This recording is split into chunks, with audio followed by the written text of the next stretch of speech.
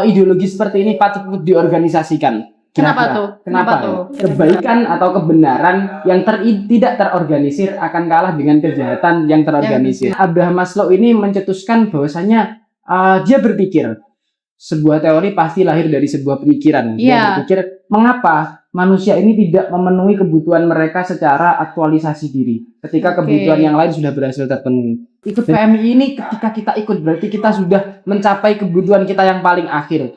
Kamu itu siapa? Gimana kamu mendefinisikan diri kamu? Aku ini apa? Mas, bagaimana mahasiswa ini sebagai agent of change, agent of social control. Nah ini peran PMI di sini. Untuk bagaimana lebih menjadikan mahasiswa ini lebih tajam pisau analisisnya. Assalamualaikum warahmatullahi wabarakatuh. Halo Sobat Friend, welcome to BC, Bincang Asik, bareng aku Elias sebagai host pada kesempatan kali ini. Oke, jadi kita bakal bahas sesuatu yang dekat banget nih sama dunia mahasiswa, khususnya buat teman-teman yang lagi aktif di organisasi kemahasiswaan, yaitu Pergerakan Mahasiswa Islam Indonesia atau PMII. Dan tema kali ini yaitu kenapa harus jadi kader PMII? Kenapa ya? Jadi, ini kita sudah ditemani oleh narasumber keren yang pastinya banyak pengalaman di berbagai bidang yang akan kita kulik bersama di kesempatan kali ini. Oke, jadi kenalin di samping aku ada Kak Miftahul Faizin, Kak Fikri ya, Kak Fikri Miftahul Faizin maksudnya. Apa kabar Kak Fikri? Alhamdulillah baik sekali. Boleh sapa teman-teman dulu dong. Halo. Mungkin yang kurang baik cuma ini ya yang agak mengganggu. Oh gitu. It's okay. Nggak menghalangi kita pastinya ya. Jadi Kak Fikri ini sebelumnya menjabat sebagai ketua di Rayon Alfler dan sekarang menjabat sebagai ketua komisariat UIN 1 Tulungagung. Pastinya masih banyak lagi dong pengalaman yang keren-keren ya. Karena iya. Jadi langsung aja ya, kayaknya mereka juga teman-teman semua nggak sabar kan kita bakal bahas apa kali ini. Pertanyaan yang pertama nih Kak Fikri. Jadi menurut Kak Fikri, PMI itu apa sih? Kenapa harus PMI? Mungkin dari segi sejarahnya, asas atau nilai-nilainya nih Kak Fikri. Rombongan banget ya pertanyaannya. Iya, jadi mungkin bisa jawab. Ini udah kayak soal berderet kalau SD sebutkan dan jelaskan dan berikan contoh. Aduh, lengkap dong ya kan buat teman-teman semua. Oke, pertanyaan sangat menarik dan saya rasa ini pertanyaan yang sangat fundamental sekali ya. Pertanyaan mendasar tentang eksistensi, tentang suatu makna dari sebuah organisasi atau sebuah lembaga. Betul. Pertanyaan tadi yaitu apa itu PMI dan kenapa harus PMI? Mulai dari bagaimana sejarah, asas dan juga mungkin nilai-nilai yang terkandung. Oke, kalau kita tarik kembali kepada eksistensi dari PMI sendiri, kita berbicara soal sejarah bagaimana PMI ini bisa muncul sebagai organisasi mahasiswa ekstra kampus. Jadi dulu sebelum era Orde Baru, tepatnya di zaman dulu memang PMI ini lahir berlatar belakang tetap dari rahim Nahdlatul Ulama. Jadi dulu banyak teman-teman mahasiswa terutama dari kalangan Nahdliyin itu membutuhkan suatu wadah guna pengembangan mereka, baik pengembangan intelektual maupun potensi di ranah perguruan tinggi atau kampus. Jadi PMI ini juga lahir sedikit banyak bergesekan juga, dalam artian PMI ini juga bagian dari Departemen Perguruan Tinggi Penuh. Jadi sejarah PMI ini memang tidak bisa dipisahkan dari adanya IPNU dan juga IPPNU. Karena dulu sebelum ada PMI juga sebenarnya sudah sempat ada IMANU ya, Ikatan Mahasiswa Nahdlatul Ulama. PMI ini sendiri juga hadir, selain dari itu juga ada faktor politiknya. Apa tuh? Jadi terjadi carut-marutnya kekacauan politik pada zaman saat itu yang menjadi menjadi suatu cambukan sendiri, menjadi suatu alasan bagi mahasiswa ini untuk terlibat dalam urusan menyuarakan hak-hak masyarakat dalam kondisi sosial politik. Oke, jadi ranahnya di pemuda ya Kak Fikri ya. Jadi peran pemuda. Pemuda terutama yang mengenyam pendidikan di perguruan tinggi atau mahasiswa. Nah, pada saat itu kemudian PMI lahir di tanggal 17 April 1960. PMI yang awalnya merupakan bagian atau Banom NU yang sebelum jadi Banom nih itu masih jadi bagian dari LP Ma'arif. Nah, kemudian menjadi Banom yang satu struktural dengan Partai NU pada saat itu. Iya. Tapi berhubung mahasiswa ini kita mempunyai doktrin yaitu kebebasan berpendapat dan juga berpikir kritis tanpa adanya intervensi daripada pihak-pihak manapun, makanya PMI kemudian memutuskan untuk melakukan yang namanya independensi. Oke. Independensi, kalau independen biasanya kita tahu Mandiri ya. nah, Happy Independent Day, Oh, merdeka. iya.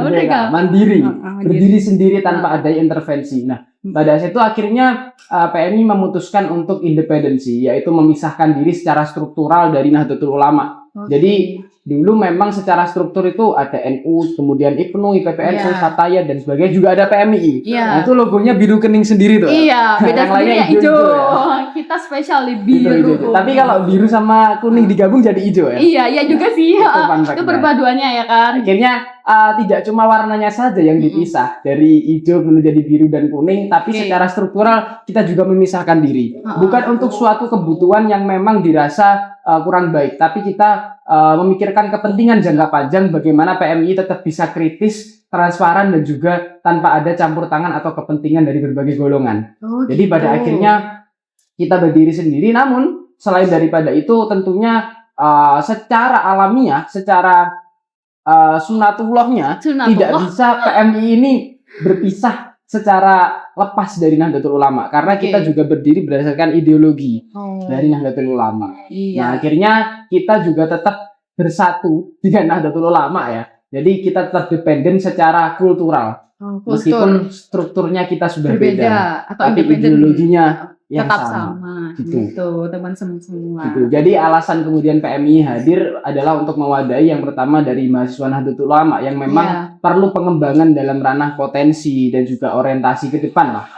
Oke. Untuk sejarah ya itu. Iya, sejarahnya. Dan tentunya setiap organisasi kan pasti punya ideologi yang mendasari ya. Atau asas itu tadi ya. Asas. Ah, ah. Jadi kita tidak mungkin bersama-sama, kita tidak mungkin bekerja tanpa adanya suatu ideologi yang mengikat kita. Betul. Ideologi yang kemudian menjadikan kita itu menentukan arah gerak kita, menentukan bagaimana program kerja suatu organisasi dan outputnya nanti diarahkan kemana. Oke. Nah di PMI sendiri kita mempunyai manhaj, manhajul fikr wal harokah, yaitu aswaja sebagai manhajul fikr. Nah aswaja di PMI ini sendiri menganut dari Imam Abu Hasan al-Asy'ari dan juga Abu Mansur al-Maturidi, Asy'ariyah dan juga Maturidiyah.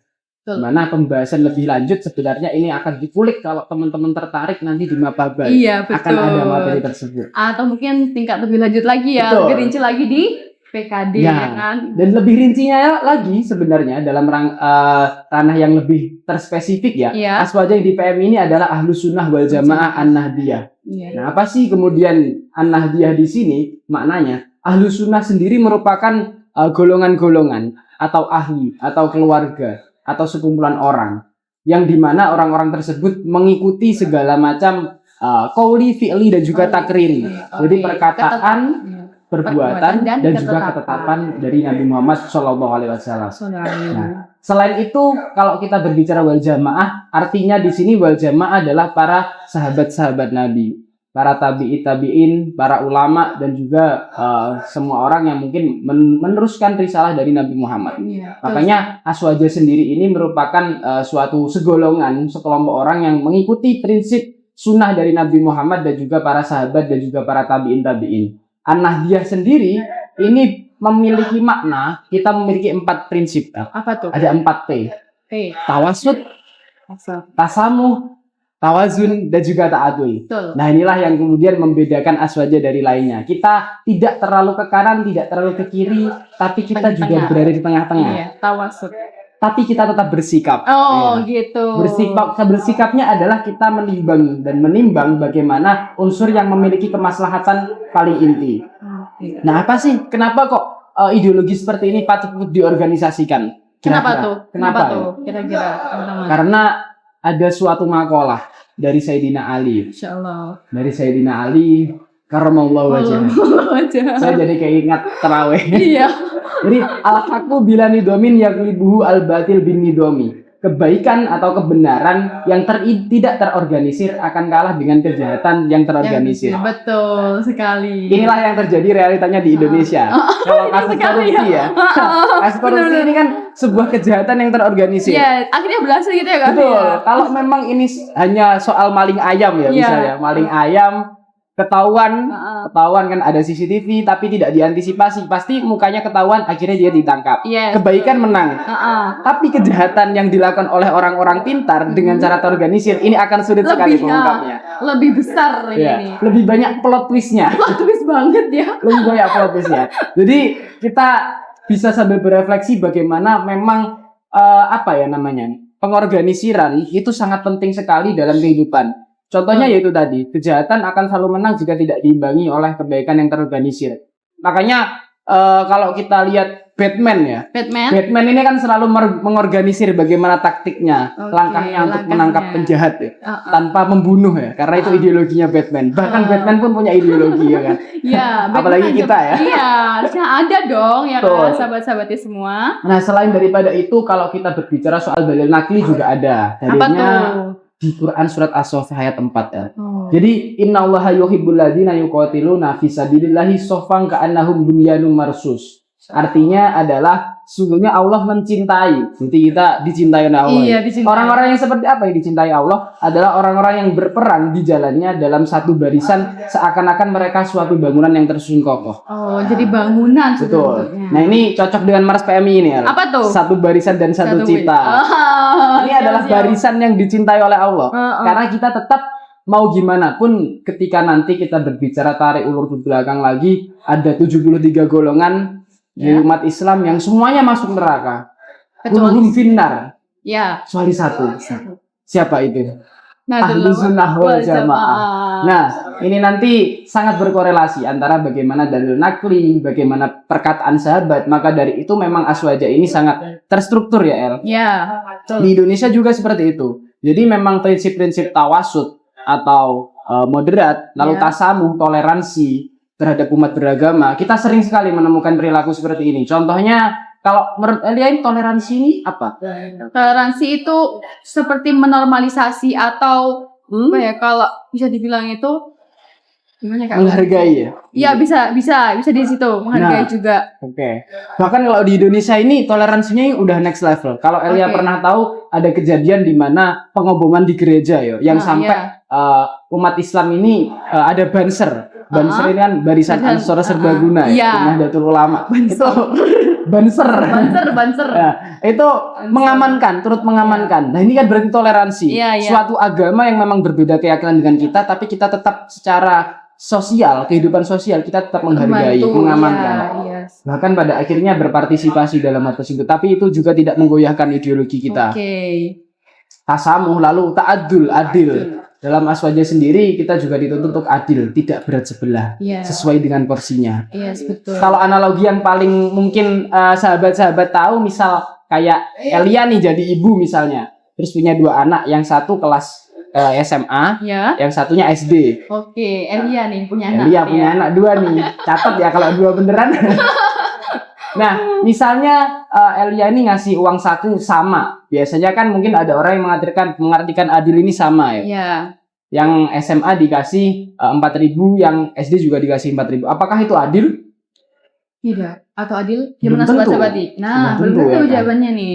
Kebutuhan setiap orang berbeda-beda, termasuk kebutuhan anak-anak Elia tadi. Kalau yang SMA mungkin jaraknya kan di satu kabupaten SMA belum tentu hanya masih banyak ya. Mungkin ada satu atau dua. Berarti kan harus naik angkot, harus mungkin bensinnya juga. 4.000 kan nggak cukup. Nggak cukup. Ya kan? Bensin 4.000 nggak dapat teman-teman. Talet sekarang batal. Nah terus kalau yang anaknya yang masih apa tadi ya? SD ya? Yang SD. 4.000 cukup apa enggak kira-kira? Cukup, karena kan mungkin diantar ya. Ada bekal juga kan biasanya. Terus pulangnya juga awal. Lebih awal. Berarti kan memberikan uang saku yang lebih itu bukan berarti tidak adil, tapi sesuai dengan porsinya. Nah itu juga analogi untuk bagaimana kita menyikapi di kehidupan sehari-hari. Betul. Itu mungkin bisa jadi perbedaan antara ta'adul dan juga tawasud ya. Betul gitu ya sahabat-sahabati. Terus ada lagi soal apa tadi ya? Sempat nilai-nilai ya. Nilai-nilai yang paling penting ya di PMI ini, bagaimana kita punya NDP. Nilai dasar pergerakan. Nah, NDP ini merupakan sublimasi. Kalau menyublim kan kata teman-teman, peleburan. Nah, sublimasi antara nilai-nilai keislaman dan juga keindonesiaan yang tertuang dalam kerangka Ahlus Sunnah wal Jamaah yang mendasari segala macam perbuatan arah gerak dan juga pengambilan keputusan atau apapun di organisasi PMII. Iya. Nah, nilai-nilai keislaman tersebut seperti al-hurriyah, kemerdekaan, al-musawah, persamaan, al-adalah, adil, dan sebagainya. Dan nilai-nilai keindonesiaan seperti pluralisme, suku, agama, ras, budaya, dan lain-lain. Nah, itu. Lalu soal apa lagi ya? Itu sih soal bagaimana Nilai-nilainya ya. Iya. Terus juga ada yang 4 poin yang hablum minallah. Betul, ada lagi dari rincian NDP itu ada Iya. tauhid mengesahkan Allah. Iya. Dan hablum minal alam, hablum minallah dulu ya, Betul. hubungan dengan Allah secara vertikal. Lalu ada hablum minannas, hubungan kita dengan manusia. Sama manusia dan Ya, karena kembali lagi manusia itu makhluk sosial Iya, ya. Kita pastinya. tidak bisa apa-apa sendiri.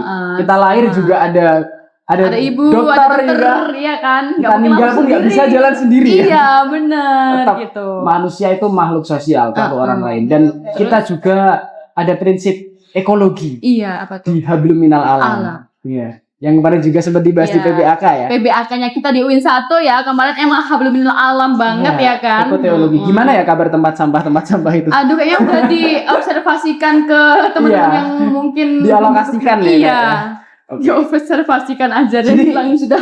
Secara tidak langsung juga melandasi berbagai macam pembuatan program kerja, bukan cuma di PMI ya, Iya. ekoteologi. Dan itu ada 4 rumusan dari nilai dasar pergerakan. Oke. Itu. Keren banget kan sahabat-sahabat semua. Nah, next pertanyaan nih, masih ada dong. Ada Jadi, lagi? ya dong, masih. Oke. Ada manfaat ikut PMI di sini tuh apa aja sih Kak Fikri manfaatnya? Manfaat. Nah, ini pertanyaan yang memang paling langsung kita membuat kita berpikir ya. Ha-ha. Sebenarnya kita mau berideologi seperti itu, Iya. kita mau melakukan program kerja, berasosiasi, apa sih manfaatnya untuk diri kita? Iya. Nah, kalau kita berbicara soal manfaat, ini kembali lagi saya karena mahasiswa ya, kita harus mengkorelasikan antara statement ini dengan sebuah teori. Oke. Nah, ini ada teori psikologi Psikologi dari apa? Abraham Maslow Oh. tentang teori hierarki kebutuhan manusia. Hierarki. Nah, Abraham Maslow ini seorang psikolog ya, yang lahir di New York, Oke. tepatnya di Brooklyn. Ha-ha, di Kalau dengar Brooklyn. Brooklyn kayak tempat kelahirannya Captain America. Di situ ya di Brooklyn salah. Iya.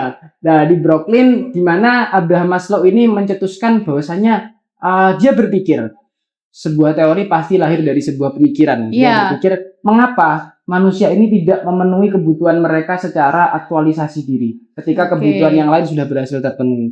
Jadi Maslow percaya bahwasannya kebutuhan manusia itu bertingkat.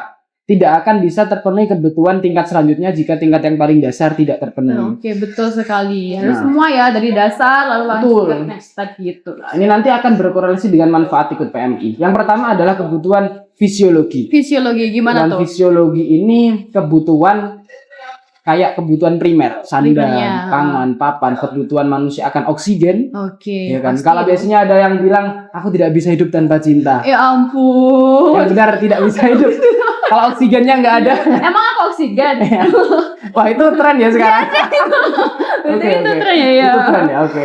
Nah itu, jadi kebutuhan tentang oksigen, terus makan, minum, lalu juga sandang atau pakaian dan sebagainya. Ini harus terpenuhi dulu. Oke. Baru nanti kita bisa next ke step berikutnya. Itu merupakan kebutuhan yang pasti harus terpenuhi karena kalau ini tidak terpenuhi Iya. ya manusia akan kesusahan untuk hidup. Iya dong. Bahkan mungkin kalau nggak makan, nggak minum, ya dia nggak hidup gitu. Iya, ya. Soalnya itu primer banget ya Tuh. kan.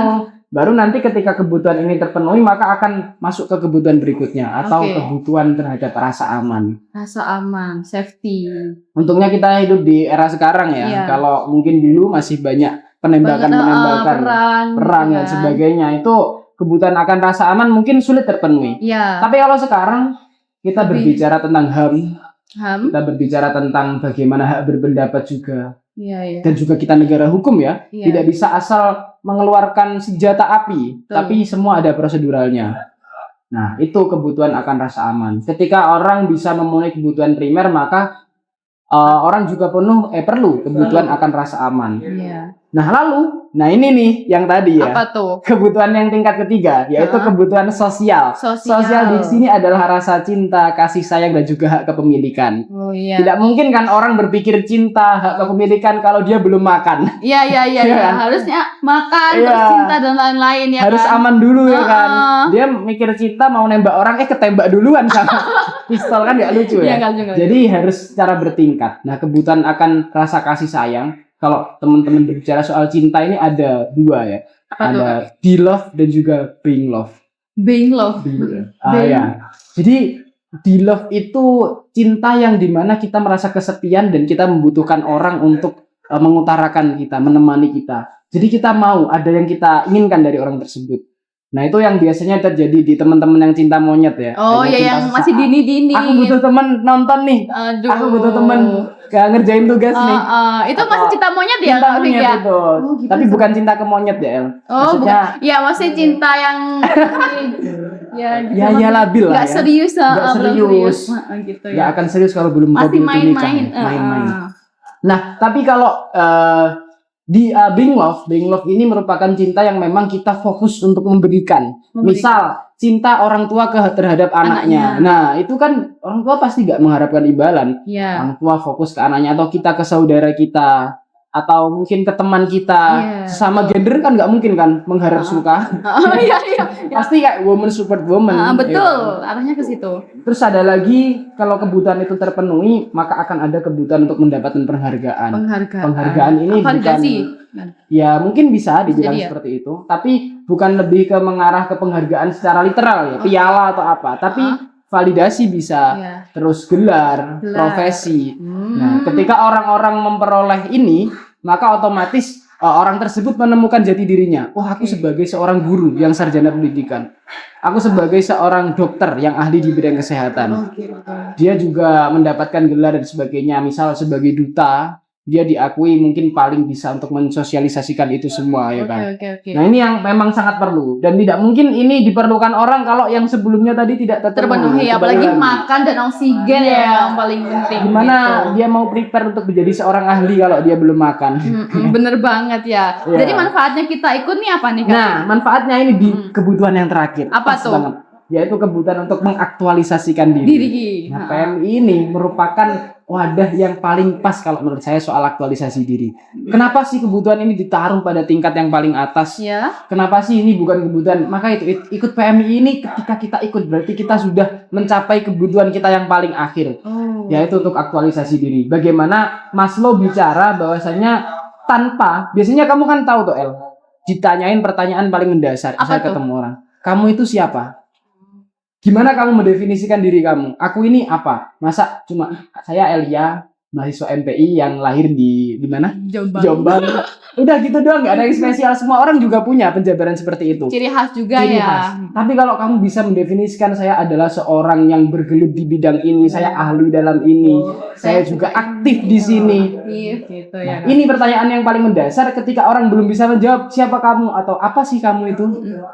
Saya orang ya, semua orang juga orang ya. Nah itu berarti dia belum mencapai kebutuhan aktualisasi diri. Kebutuhan aktualisasi diri ini misalnya gini El, kamu hobinya menari, terus kamu bisa untuk menari dengan bebas, ada wadahnya untuk kamu di situ nari dan sebagainya. Atau mungkin kamu seorang yang ahli dalam atau senang berbicara di depan banyak orang, public speaking. Lalu kamu di situ menjadi seorang MC atau moderator. Berarti kan kamu mengaktualisasikan keinginan dalam diri kamu. Gitu. Seorang pesepak bola yang inginnya dari kecil itu pengen main bola terus, akhirnya dia main bola digaji, ya kan? Terus main bola dia dapat penghargaan. Misal Lionel Messi dapat Ballon d'Or, ya kan? Dapat Laureus Award. Itu kan aktualisasi dirinya Lionel Messi nih. Sebenarnya banyak kalau kita berbicara misal contoh pesepak bola ya yang sukses. Kan bisa aja dia menutup karirnya, terus uangnya dibuat investasi, dibuat main trading, beli ruko lah, bisa. Tapi bukan seperti itu. Hidup itu bukan hanya tentang soal materi dan seberapa banyak kita dapat, tapi seberapa banyak kita dapat bersyukur, dan juga seberapa banyak kita dapat memaknai. Contohnya ya pesepak bola itu, mereka mungkin kebanyakan pesepak bola tolak ukurnya adalah dia ingin menjadi seorang yang bisa disandingkan dengan Ronaldo dan Messi ya. Nah, ini contoh yang paling bisa dipahami lah untuk Gen Z ya. Oke. Nah, jadi PMI memang sangat luas Nah, kenapa mereka tidak pensiun? Mereka ingin mengaktualisasikan dirinya. Meskipun uangnya banyak, yang mereka buru adalah aktualisasi diri. Aku ingin menjadi orang yang seperti ini. Makanya ini kebutuhan yang paling tinggi, El. Kalau kerasa aman, lalu kepercayaan diri dari penghargaan, lalu kebutuhan fisiologis dan juga rasa kasih sayang belum terpenuhi, tidak mungkin orang memiliki angan-angan dan juga idealisme untuk mengaktualisasikan diri kita. Nah, inilah manfaat ikut PMI. Di sini nanti akan kalian terwadai dari segi entah itu soft skill maupun hard skill ya. Karena kalau yang Elia tahu juga kan di PMI banyak pelatihan-pelatihan. Iya, banyak juga ya pastinya. Ada kaderisasi non formal, formal dan juga informal. Iya. Itu banyak sekali yang bisa dieksplor. Seperti itu El kira-kira manfaatnya. Itu manfaatnya banyak sekali. Mungkin harus join ya biar tahu nih sahabat yang belum join ya kan. Sengaja ini nggak saya spill emang. Gitu ya. Selain karena durasi ya. Aduh. Nah, sekarang next question ada relevansi PMI seperti persiapan kader-kader untuk era sekarang itu kayak gimana? Era sekarang ya? Iya. Berarti kita juga dalam artian PMI ini harus memperoleh 3 segmen. Yang pertama adalah adaptif, yang kedua adalah progresif, dan ketiga adalah kolaboratif. Nah, kalau kata Elia tadi, gimana nanti persiapan kader-kader? Sebenarnya ada 2. Saya kerucutkan menjadi 2, yaitu bagaimana ini nanti bisa mengarah kepada hal tersebut adalah soal indikator atau capaian dari kader-kader. Jadi relevansi kader ini yang pertama adalah parameter kaderisasi. Bagaimana sih kader PMI ini dapat dikategorikan menjadi sebuah kader? Dalam artian apa saja skill-skill atau kemampuan yang dapat atau yang harus mereka punya untuk menjadi seorang kader PMI. Dan bagaimana pengurus PMI ini mengelompokkan kader-kadernya yang sejalan dengan kedua ini, pengembangan kaderisasi berbasis pengembangan potensi fakultatif dan orientasi profesi. Nah, ini agak mulai teoritis ya. Soalnya di PMI sendiri, terutama di Komisi Radwin 1 ada 8 rayon dengan spesialisasi yang berbeda-beda. Pastinya dong, dengan spesialisasi berbeda-beda gitu. Kalau dari rayon teman-teman ini kan rayon Alfred ya, ada PAI dan MPI yang mempunyai tagline pendidikan penyadaran. Pasti di sini isinya orang-orang intelektual yang bergerak dalam bidang pendidikan. Tokoh-tokoh pendidikan yang eksis di sini tentunya ya Paulo Freire sendiri. Lalu ada Ki Hajar Dewantoro. Lalu ada berbagai macam tokoh-tokoh pendidikan dunia dan juga Indonesia. Ini spesialis. Siapa? Tan Malaka ya? Tan Malaka juga. Ini yang paling general ya bagi PMI ya. Nah, terus ada lagi kalau kita berbicara soal hukum di rayon Muhammad Al-Fatih, lalu soal ekonomi di rayon Pendobrak Muhammad Yunus. Soal teman-teman di eksak mungkin yang teman-teman memang suka hal akademik dan juga sains lah. Ada teman-teman di rayon Cendekian Al-Khawarizmi. Lalu teman-teman yang bergelut dalam bidang kebahasaan, teman-teman dari rayon Bahasa Avicenna. Kalau di sini. Ya, lalu ada teman-teman yang ini paling ramah, soft spoken, paling ceria. Di rayon Pencerahan Al-Ghazali. Karena teman-teman dari PIAUD dan PGMI ya, pastinya dihadapkan untuk chill gitu. Ketemu oleh bocil-bocil yang imut. Iya. Kalau mungkin saya ditaruh situ, gimana? Aduh, udah. Nah, ada spesialisnya masing-masing soalnya. Jadi teman-teman mungkin yang di PGMI dan PIAUD ini cenderung mereka bisa menempatkan bagaimana pembicaranya dapat dipahami oleh teman-teman di usia dini gitulah. Terus ada spesialisasi lagi. Rayon apa yang belum saya sebut? Oh iya, di Fuad ada 2. Ada Ibnu Khaldun dan juga Jalaluddin Rumi. Iya, betul. Ada rayon Sufi dan rayon Peradaban. Nah, ini isinya orang-orang yang benar-benar ketika mau ngapain mereka berpikir dulu. Mereka berfilsafat dulu. Berfilsafat. Dan orientasinya pada peradaban jangka panjang. Menarik sekali di PMI. Kayak meramal gitu ya. Ramalan. Iya, tapi ramalannya ada sebab akibatnya. Gitu. Dan semua itu bukan diramalkan, tapi bisa direncanakan sebenarnya. Yes, benar. Jadi ada lagi kalau kita ngomongin berbasis pengembangan potensi, berarti kan gimana PMI ini dapat relevan dan juga membantu kader-kadernya untuk menjadi yang terbaik dalam bidang masing-masing. Iya, betul. Contohnya dengan penguatan diskusi kajian fakultatif sesuai dengan minat dan juga arah dari profesi mereka di kuliah. Lalu juga dengan bagaimana orientasi karir jangka panjang. Dengan PMI ini merambah kepada relasi-relasi entah itu dari jejaring alumni maupun senior, nah ini nanti yang kemudian dapat dijalin kerjasama. Makanya ada diksi kolaboratif tadi kan, bagaimana untuk distribusi kader ini berjalan secara maksimal. Jadi itu, secara kulitnya ya, kalau mau lebih mendaging nanti gabung PMI diskusi dengan kita-kita lah. Bener, harus sih ya kan? Harus. Harus banget. Nah, ada lagi nih pertanyaannya Kak Fikri. Mungkin yang terakhir ya ini. Apa aksi nyata dan bagaimana kontribusi PMI pada masyarakat? Nah, ini pertanyaan yang sangat ngomongin eksistensi PMI. Iya, Saya mau gimana pun dulu PMI hadir untuk menanggapi kekacauan atau carut-marutnya politik. Iya. Dan PMI pun independensi adalah untuk kepentingan bagaimana PMI ini mampu untuk mewakili rakyat secara transparan dan juga tanpa ada intervensi. Intervensi atau campur tangan lah ya. Iya. Jadi PMI ini harus pro masyarakat, itu pasti. Pastinya Nah, dong. bagaimana sih? Apa tadi kontribusi nyata ya? Bagaimana kontribusinya? Kontribusi nyata adalah PMI ini mau gimana pun eksis di perguruan tinggi, dan di perguruan tinggi juga ada tridharma perguruan tinggi. Ada pendidikan, pengabdian, dan juga penelitian. Betul sekali. Kuliah, KKN, dan juga skripsi. Itu. Dan ini sampai udah ditahap semuanya ya teman-teman sahabat-sahabat. Jadi nggak usah diragukan lagi. Gitu. Oh, ini ngomongin aku? Iya dong. Siapa lagi? Pengabdian ini kita bisa ke ranah bagaimana contoh kasus yang kemarin demo tanggal 25 Agustus ya. Yang demo DPR itu, lalu juga bagaimana aksi-aksi sebelumnya, bagaimana mahasiswa ini berperan sebagai penyambung lidah masyarakat. Betul. Kalau kita di BBL kan ada ya peran mahasiswa sebagai iron stock, bagaimana mahasiswa ini sebagai agent of change, agent of social control. Nah, ini peran PMI di sini untuk bagaimana lebih menjadikan mahasiswa ini lebih tajam pisau analisisnya.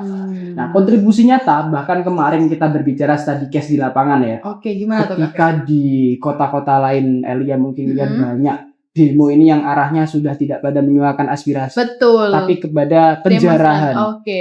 Nah, sebenarnya bukan dari masyarakatnya atau dari mahasiswanya, tapi karena oknum-oknum yang berkepentingan untuk menjadikan citra demo ini menjadi citra yang buruk. Betul sekali. Sehingga mahasiswa atau mungkin ormek atau mungkin orang-orang yang ingin secara tulus menyuarakan masyarakat, justru masyarakat itu menolak, menghujat. Jangan, nanti kamu malah pembakaran. Kamu nanti malah perusakan fasilitas, padahal itu adalah susupan dari oknum-oknum atau romli. Romli itu rombongan liar. Iya.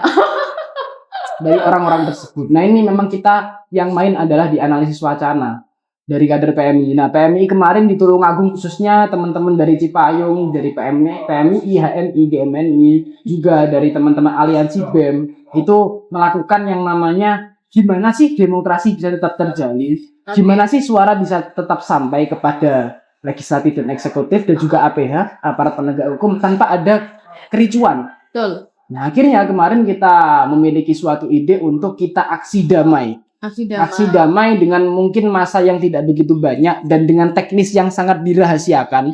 Jadi pihak-pihak yang mau menjadikan kita jalan untuk mereka melakukan kekacauan itu dapat tidak tahu infonya. Jadi kita dilatih untuk ahli strategi ya.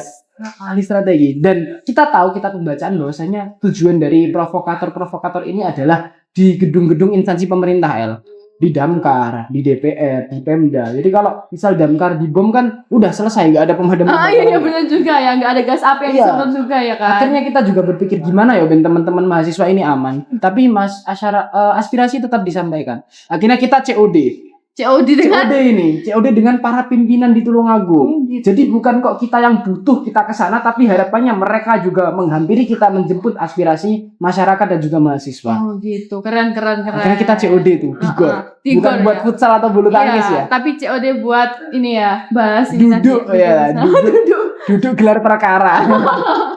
Akhirnya dari teman-teman selain mengawal isu nasional juga isu lokal disampaikan secara baik-baik, dan juga dari pemerintah menerima dengan baik-baik, menanggapi tentunya kalau mahasiswa juga by data. Akhirnya aksi di Tulungagung dapat berjalan dengan aman, damai, sesuai dengan terus dan juga tujuan awal ya. Nah, itu peran PMI adalah kita dirancang atau dirakit menjadi orang yang ahli pembacaan situasi, ahli strategi, dan juga ahli dalam mengaktualisasikan hal itu semua. Betul. Termasuk lobbying dan sebagainya. Itu sih kalau kontribusi nyata ya. Itu udah nyata belum sih? Udah kemarin sudah terlaksana ya itu semua di Tulungagung. Kayaknya aman ya Mas. Aman, di artikel ya? Bisa di search aksi mahasiswa Tulungagung. Betul. Terbaru. Kayak DJ TikTok ya, terbaru ya. Nah, itu. Iya betul sekali. Jadi itu tadi ya, banyak banget ya udah dijelasin sama Kak Fikri tadi, dari sejarah, asas, nilai-nilai, tadi ya mungkin banyak banget dan aku kayak ngerangkumnya, aduh, udah langsung ke itunya aja ya. Titik poinnya harus join gitu aja sih. Itu ya, konklusinya itu. Iya, langsung Betul. berkontribusi dan merasakan sendiri gitu. Iya. Gimana menjadi kader PMI seperti Kak Fikri ini yang sudah sukses Dan yang lebih baik tentunya. yang lebih baik gitu ya. Oke, tadi ya teman-teman, nggak kerasa kita udah panjang banget nih podcastnya kayaknya ya. Aja Kak Fikri, terima kasih banyak. Semoga info ilmunya, insight barunya dari Kak Fikri ini bermanfaat untuk kita semua. Amin. Ya Rabbal Alamin. Oke, semuanya terima kasih sudah menyaksikan kita hari ini. Kita akan mungkin berjumpa lagi di next podcast ya. Oh iya, ada nextnya ya? Iya dong, masih ada. Betul. Keberlanjutan sekali ini. Kita bakal continue buat nemenin dan memberikan edukasi, informasi tentang banyak kayak pastinya kayak banyak sih, masih banyak kan yang belum dibahas ini masih ya. banyak belum dibahas. Ini masih garis-garis besar dan dasar ya kan Kak. Masih kulit sekali ini, belum pembahasan daging ya. Masih kulit sekali, belum ke tulang juga nih. Belum. Oke, dari aku cukup sekian ya. Dari Kak Friki, ada closing statement nggak buat sahabat-sahabati semua? Oh, untuk closing statement ya, tentunya ada lah sedikit. Ada dong. Oke, apa tuh? Untuk closing statement terutama buat sahabat-sahabat entah yang terutama yang belum join ya, karena ini kan masa-masa rekrutmen atau apa. Jadi PMI ini bukanlah tempat atau wadah kita ini menunjukkan atau sales ini loh di PMI seperti, tapi PMI adalah sebuah distributor, toko besar. Toko besar. Satu toko di mana kebutuhan semua itu ada di sini. Gitu. Tinggal bagaimana teman-teman dapat menyadari adanya distributor besar tersebut. Jadi apa yang mau kalian dapatkan bisa diambil di situ. Apa yang mau kalian cari bisa ada di situ.